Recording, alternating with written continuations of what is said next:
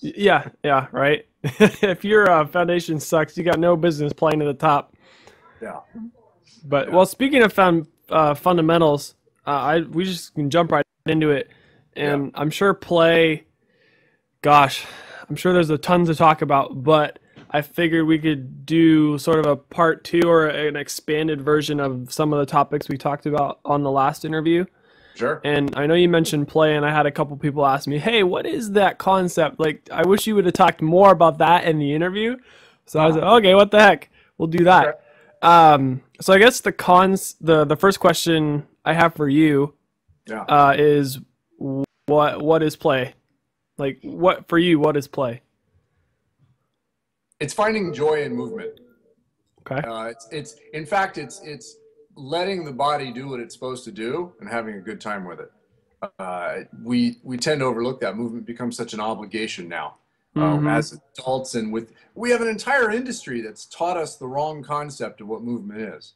It teaches movement, as I mentioned this before, it teaches movement as exercise.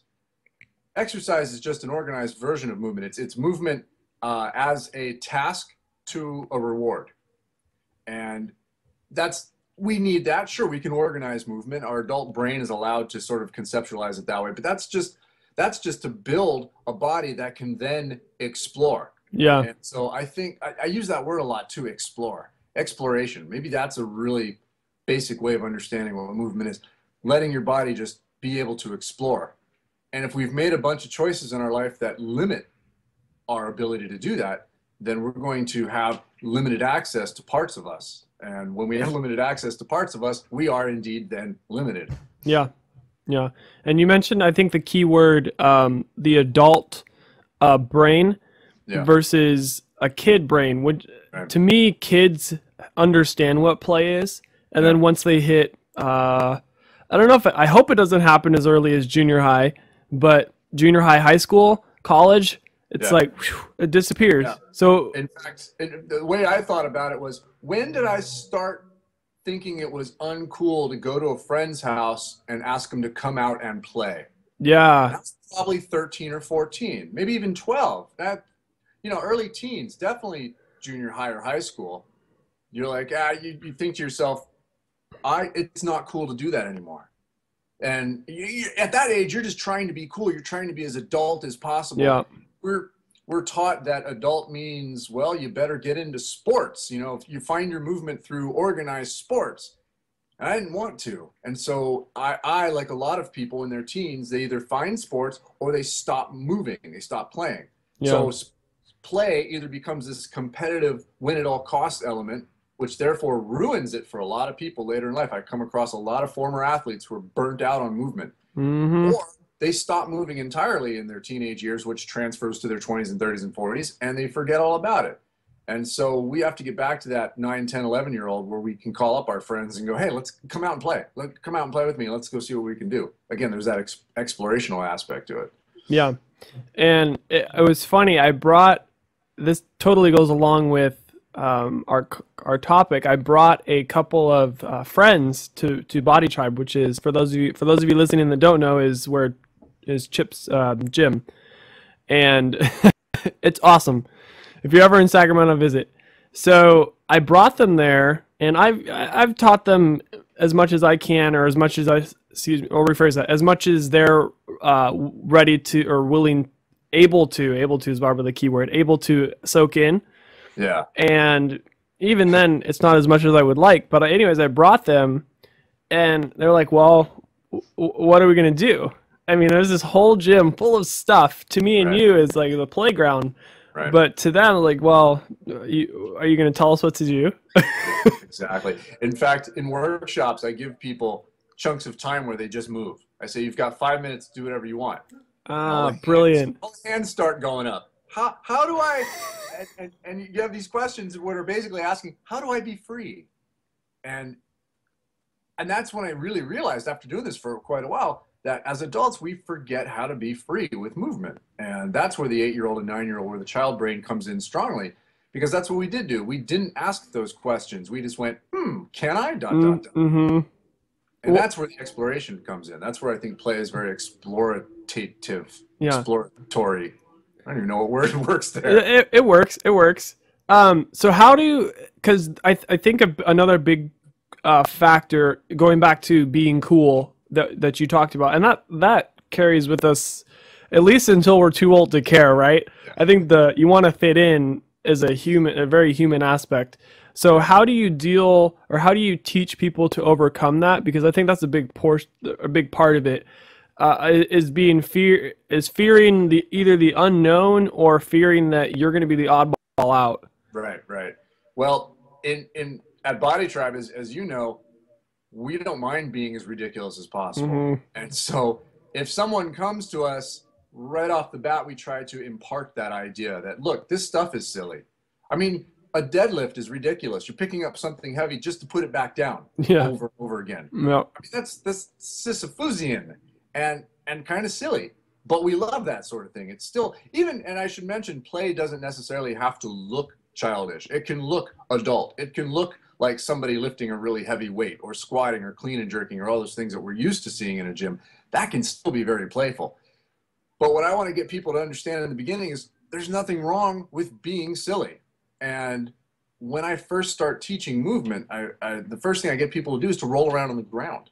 And so I actually have this whole process of teaching the squat now that has nothing to do with weights at all.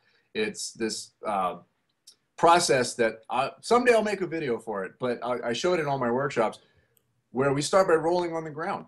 And that leads to me learning how they move and learning how they squat. I don't have to test anybody. I hate testing. I'm not a fan of testing. But we can use anything we can to assess people. But I just don't have my clipboard out going, okay, you scored a 1 or a 0 or whatever those tests are using. And we get them playing and feeling comfortable rolling and tumbling and looking ridiculous. Then they're not as afraid to explore. And if we can get them to explore, then they can realize I can do these basic movement patterns and I can have fun doing them instead of thinking them as exercise. The body doesn't move as a series of categories. The body has no idea what these categories are. You got to move this way at this time with this tool and these things. And the body has no idea what any of that is. In fact, if we think about giving a voice to the body and we said, hey, body, what do you think of this stuff? A body would walk into a gym and go, what the hell am I doing here? Yeah. I don't understand. Look at all that stuff out there I can be playing with. Yep. And so I think most gyms are counterintuitive to what the body wants. So this whole industry, this whole fitness industry has been up here. It's been created for the brain, to appeal to the brain, which is antithetical to actually making the body stronger and better and more capable. So we need to turn the whole industry around. In fact, when I walk into a gym now, the first thing I do is I sort of look up. I'm like, what can I climb on? And gyms don't have anything to climb on. They don't. I go into these huge warehouse gyms that have 22, 25-foot ceilings, and that all they have is a little pull-up rig, so you can get on top of the pull-up rig. And I'm like, I want to go up there and there and there and there and there. Yeah. And so unless I'm going to a parkour-specific gym, there's never anything to get up on. My dream gym is, which we will be creating in the future, is a way that when you walk through the front door, I want 4 or 5 different ways to get to the back of the gym that have nothing to do with the floor. Nice. I love it. And yet I'll still have the barbells and the platforms and the heavy stones and the stuff I love as well. That's still, to me, very playful.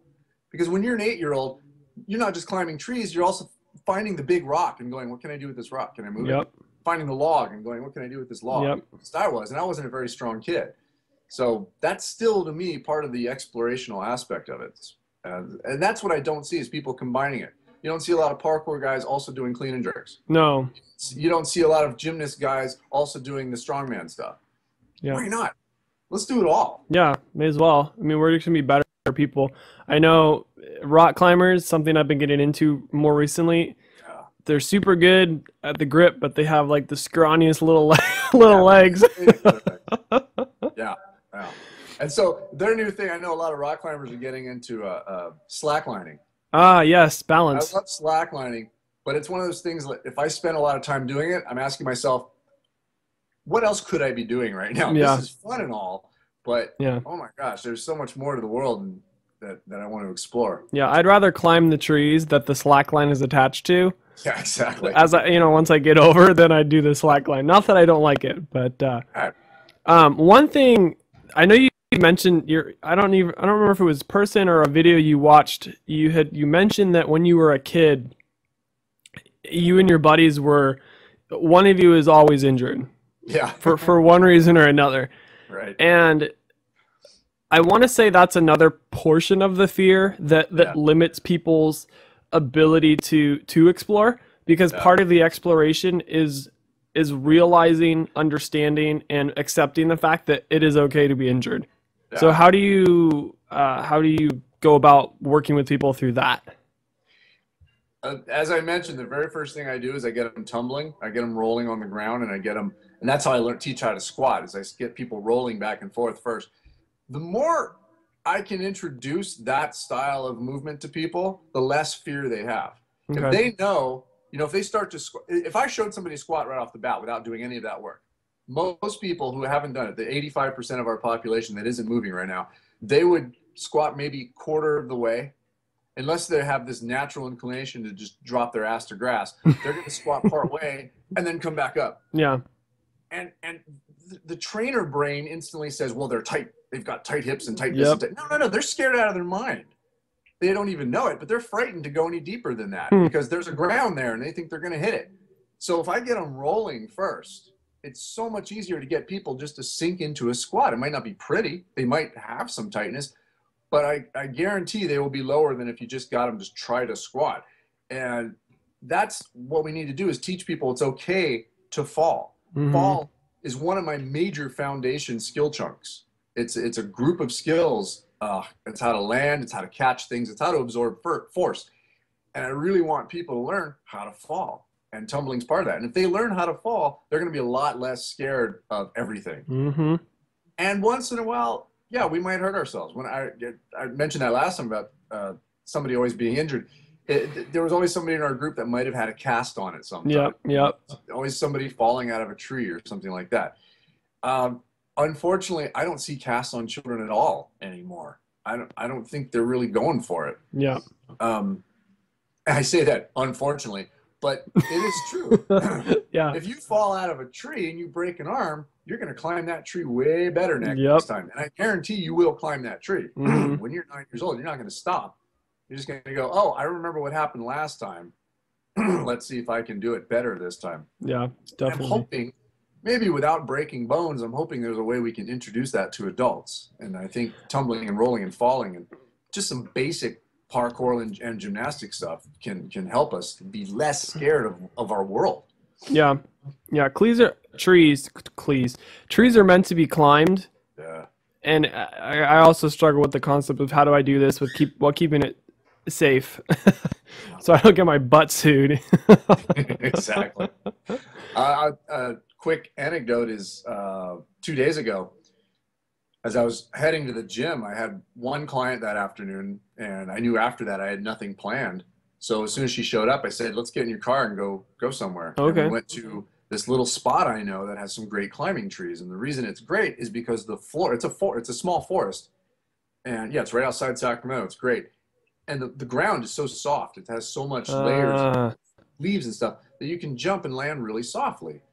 And there's these trees that are angled so they're almost parallel to the ground, whether they've fallen or they've grown that way, whatever. And so I got her to jump out of her first tree. She was scared of heights. Nice. So she could go just a little bit up and jump, and then a little bit further, because the tree's like this. Yeah. So she could incrementally get higher and higher. She found this one tree that at first really scared her. So we went incrementally higher and higher to jump out of this other tree. Then she went back to that first tree and conquered it. She just kept doing it. She's like, look what I can do. And that, to me, that inspires me more than any advanced parkour video I'll ever watch. Yep. You know, I'll see these guys do amazing things, and I'll be like, damn. Yeah. But watching a newbie jump out of a tree for the first time, that's going to get me to do it next time. That's going to get me to try something harder next time. Yeah. That inspires me more. Yeah. So with the fundamentals, because obviously your philosophy with starting with rolling to teach a squat, are there identifiable fundamentals of play, or is it as limitless as what your mind can think up in terms of more fundamental aspects versus once you get the fundamentals, you've got the creative side? Yeah, I think there are a few things we need to introduce early, and that's the ability to roll, the ability to land, and the ability to go upside down. It doesn't have to be a flip or anything like that. Mm. One of the first things I try to do with people, if I think they can do it, is a cartwheel. Okay. And you know how many adults have not cartwheeled? A lot. Yeah. And whether they've done it since they're 8 years old or haven't done it at all. In fact, the workshops I taught recently, whether on the East Coast or the ones here at Body Tribe, you can get a room full of people, and I'm going to save 20 to 30% of that room. When I mention cartwheels, they all giggle because they realize I haven't done a cartwheel in 10, 20, 30 years, if Yes. ever. Yes. And within 20 minutes, we're all doing some semblance of cartwheel, and that's getting you upside down. And I think being able to do a cartwheel leads to all sorts of other things. Plus, it's a great warm-up. Your whole body is spread open. Mm-hmm. You have to open up your shoulders and hips to be able to do it. So in teaching a cartwheel, we all find that we get pretty warm at the same time. So there's things like that, being able to roll, being able to land, being able to go upside down. And then you can get into the things that sound a little more common, being able to squat. But I don't use movement terms as much as I use ideas. Being able to get up, being able to pick something up off the ground, being able to put something over your head. These are all fundamentals to me. You get to pick the exercise. You know, if I say put something over your head, you're probably going to think, well, overhead press, maybe a snatch, who knows? But as long as you're able to put something over your head, that's a fundamental skill. Being able to pick something up off the ground, you're going to think deadlift. Yeah, probably the first thing you're going to think of. So teach a deadlift to teach that skill. All the things we learn in the gym should be to increase our skill abilities. And I'm part of several groups on Facebook, and you know, I have a huge group of people that I see their feeds, and they're still so based on how they look. You know, they got their selfies out. Yes. And they're like, my body, look at my body. Whether they're 20 and young, or I'm part of a group of people over 40, and they're proud of the fact that, hey, I'm 40, 50, 60, and I still look great. Yeah. I salute that, but I also want to see what you can do. Yeah. And so for me, everything we do in the gym is to get us out of the gym. I saw a post the other day, I live for the gym. And I'm like, you got it all wrong. Yeah. Your gym should help you live. Yeah. It's the other way around. If I lived for the gym, I'd be wasting a lot of time in my life. Yeah. For me, I want to be in the gym as little as possible to increase my skills to get the heck out of the gym. Yeah. So out there is where the true recess is. I love that concept of recess. We don't have a recess in our adult lives. Yeah. Do you want to, I've heard you speak on that before, but do you want to elaborate a little more on recess and how it, unfortunately, it's going away even with our kids now. And then even back in the day when it was incorporated more into schools, you don't have that as an adult. So can you elaborate a little bit more on that? The importance of it?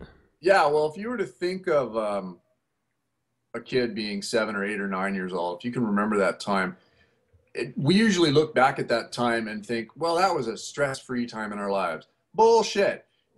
As 7 or 8 or 9, we're still very stressed, whether we've got homework or we're being bullied or whatever. There are a lot of stresses. They might not seem as important as adult stresses. I think they are. They're just different. But you never hear about kids having lower back pain or neck tension or tension headaches or anything like that. True. At least in my age, in my period of time when I was a kid, and I think that's because we had a tension release valve, and it was called recess. When we got to get out there, let the tension go, let the stress go by movement. And we don't have that as adults. In fact, modern training techniques are all about increasing the stress on our body. It's true. You know, it's a workout for many, many people is very stressful. I got to fit it into my schedule. I'm obligated to do this. I have to. You hear people all the time, I got to work out. I have to work out. How about I get to move? I get to have fun, and I get to play, and I get to do stuff. It's pouring rain here today, as you know. Yes. Which is why I'm dripping wet. But I still had to go outside, and so I went outside and I tried to shovel all the leaves out of the gutters so the rain would not build up, and I had a blast. I was trying to be outside. I climbed a tree while I was out there. Yep. I want to get out of my chair and go do stuff. It's not something where I think, oh gosh, I got to go do this. Is it 5 o'clock? Because I got to go to the gym at 5 o'clock. Yeah. That's not how the body thinks. That's just adding stress to our lives. So I think if we can think of the concept of recess, of having recess throughout our day, And it can be mental recess. It doesn't have to be, I'm going to go climb something. It can be something fun mentally as well. Yeah. And there's a difference between recess and distraction, though. True. Facebook and the internet, that's distraction. That's rarely recess. We need something where we can just be who we're supposed to be rather than who we think we're supposed to be. True. True. Well, I would say even to an extent, recess is builds on itself, I guess, a little bit. The internet, sure, some parts of it can be productive, but I think, as you say, there's distractions. But I would say even like recess is productive. And like, let's say you're climbing on a playground structure, each time you're going to be a little bit better at it because your body becomes more adapted to it. So I'd say even take it one step further. It's a progressive thing, or it can be. It's training without purposely training. Yeah, without even thinking about it. Yeah. And just to go off your previous comment about going out and do something even though it's raining, I was hopping in the puddles barefoot earlier just because it's fun. So, I mean, why not? But people look at me like I'm really weird.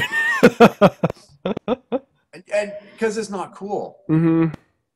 You're not cool when you do that. Yeah. And even, my peer group is usually a lot of my friends are musicians and writers and artists, and they're all in their 40s, sometimes in their 50s, and they're still trying to be cool sometimes, and the ones who really latch on to this sort of thing, the movement is play and not taking themselves so seriously, they gave up being cool a long time ago. You have to.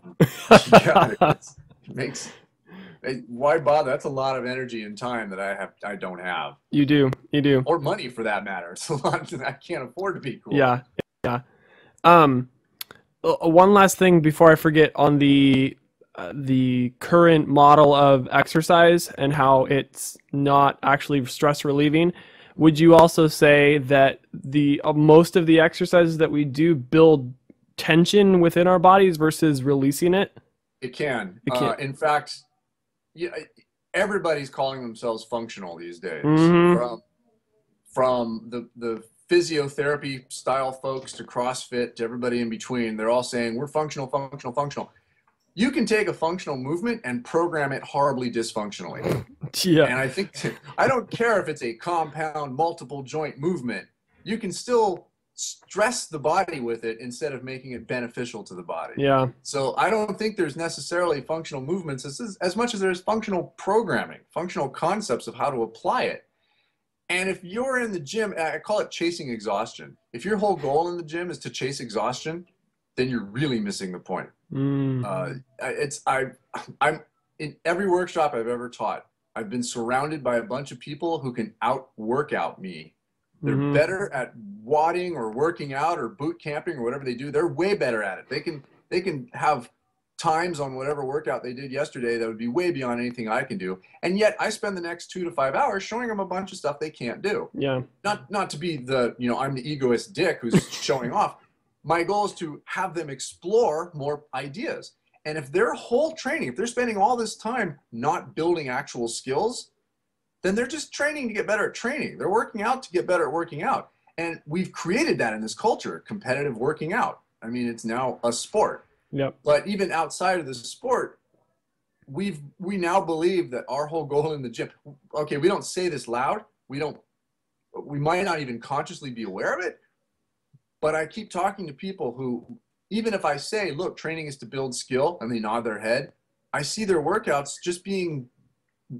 just with having the sole goal of getting better at that workout. Yeah. Has no transfer. And I can give a quick example. If you look at something like a pull-up, let's start with a squat. If I were to ask people what's the purpose of a squat, it's easy to figure out. People can say, well, it's going to give you more power output in your legs and your hips and might increase performance, and it's a natural state that we're supposed to be in, and it helps your mobility if you're able to squat or vice versa. I mean, they can go off and off about how the importance of a squat.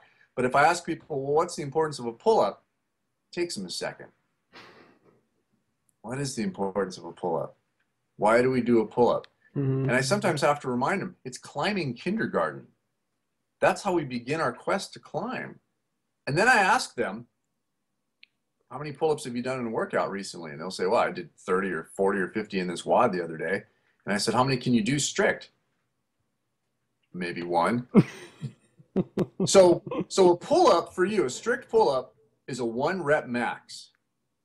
Now, if I were to take any other 1 rep max, let's say a deadlift, I'm not going to do 30, 40, 50 sloppy, quick, light deadlifts to get better at my 1 rep max.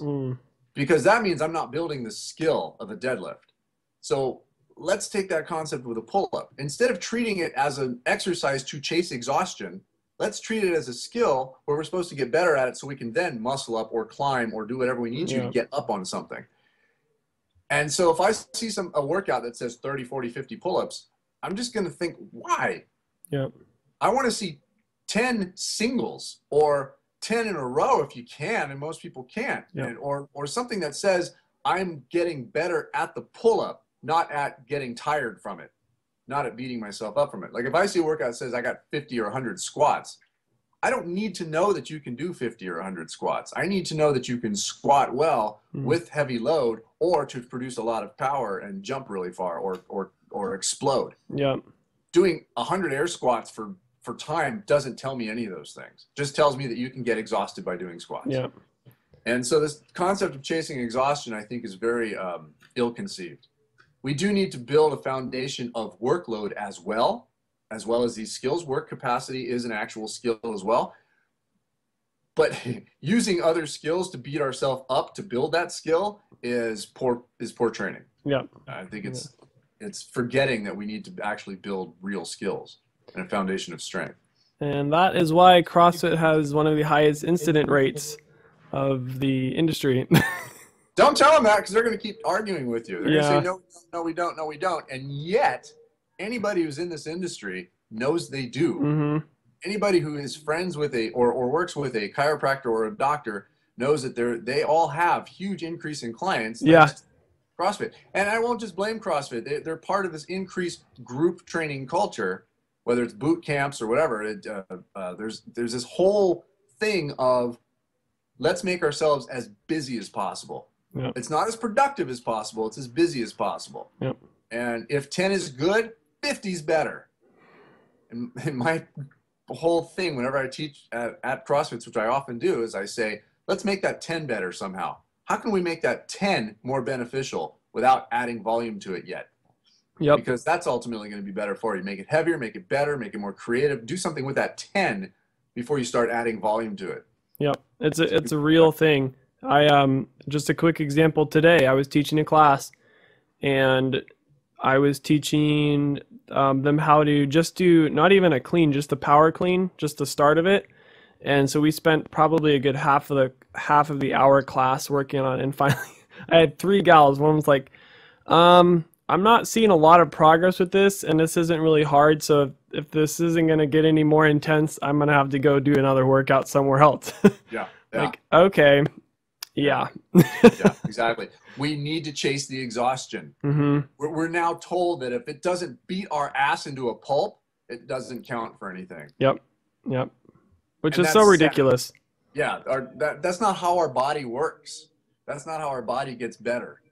In fact, if you were to take that as 2 people in a relationship, that's called abuse. That's an abusive relationship. If we treat another person like we treat our body, that's an abusive relationship. You'd be in the slammer. It means you're not listening. And the first thing a counselor would say is listen to the other person. Well, listen to your damn body. If you let the body dictate what it wants, your workouts would look completely different. But when you chase exhaustion like that, when your whole purpose is beat yourself down, you're actually creating a trauma scenario. Now, if you know anything about trauma scenarios, that's when the body shuts down. That's a disconnect. Trauma scenarios are the greatest disconnect with the body there is, which is why we have PTSD and all these amazing, horrible trauma disorders. Well, these workouts are the same way. When you ever are in a situation where you have to get through it, let's get through this any way we can, then you're in a trauma scenario. Those are never bywords for quality. And that's what happens when you're staring at a workout that's got 30 of this, 50 of this, 100 of that. The first thought is, we got to get through this any way we can. Shut down the body, let the brain dominate the concept, and just power through it. When if we actually let the body do its thing, we could probably still go through a similar workout and be more productive. But the goal is not to beat the crap out of it just by being busy. Yeah. There's nothing wrong with, pushing body limits. In fact, we should be doing that all the time. But intensity, which is a very interesting formula, intensity is challenge times investment. There are many ways that we can find challenge times investment, big investment and big challenge, or big challenge met with big investment, without just beating the crap out of ourselves through volume, and speed, volume and speed, volume and speed. Mm-hmm. And that's where the child mind can take over. The child mind can go, well, let's explore other options. The first thing I do is I want people to get good at a movement before they add volume, Mm-hmm. and then start adding load before we add volume. I'd rather see a really good 5-rep max than 50 air squats on a squat. I'd rather see somebody be able to pull off really good 3, 5, 10 reps, awesome, heavy as hell, where they walk away going, holy crap. And I'm just doing 50 air squats. I'm gonna do it as fast as I can. Yeah. One of those you're not present. The other one you have to be very present. True. So one of those is going to be disembodied. The other one can be much more embodied. Can be. I'm not saying it always is, but it can be. It has the potential to be embodied more. Yeah. So how do you, I think I have two more questions off the top of my head. How do you talk to people, going back to the training for exhaustion, beating your body up, because you actually were already starting to approach the answer to my question, but how do you talk to people who say, well, if I don't work out hard, or I'm not intense enough, I'm not going to lose weight, or I'm not going to get in better shape. Right. If I'm just working on these skills, how do I attain these other goals that I might have? So what I will usually do is show them something fairly new that they might not be very good at, and then push it a little bit. And I'll give a real easy example. Most adults don't know how to get on the ground and crawl very well. They don't know how to do bear crawls or gorilla crawls or rolls or anything like that. So if I need to make a workout better, or if I need for them to feel like they're getting more accomplished or whatever, and at the same time I need to teach them a skill, I'll get them on the ground and say, okay, you're going to do your 5 beautiful, perfect deadlifts, and then get to the other side of the room. At the other side of the room, you're going to do something beautiful over there, maybe 5 or 10 beautiful push-ups, and then you're going to come back. When you get there and come back, you're not allowed to use just 2 limbs. You have to use all 4 limbs. How are you going to do that? And something like that, I give them the creativity to come up with what they want. I'm not going to just say strict bear crawl. Sometimes I might, but very rarely. I'll just say, look, you know how to maybe do a little bit of a bear, maybe a little bit of a crab. Maybe you can come up with something on your own. And you'll see if they're into it, if the hands don't go up and go, well, can I do this? I don't care what you do. Just use all 4 limbs, get to the other side of the room. And it gives them 2 options. First, to be free. You're free to do whatever you want to get from point A to point B. But B, it's exhausting. Wow, I got to do this. Oh, gosh, this is hard. Yes. And they're going to make themselves tired just by being creative and explorative. And then they'll get over there, have to do their push-ups, and then come back and realize, oh, wow. So they did 2 things at each end, and they had to do them as good as possible. And, I kept the reps low. 5 good deadlifts, 10 good push-ups. Most people I know, most people in the world can't do 10 good push-ups. Beautiful, planky, beautiful, flat, solid, locked-in push-ups. So even advanced athletes, I'll stop them and go, no. Let's fix that push-up. I have entire videos on YouTube on how to do a push-up properly. And so get over there and do 10 beautiful push-ups. If you can't do that, you're going to keep practicing 1 at a time until I see those 10 beautiful push-ups. Then you're going to animal back.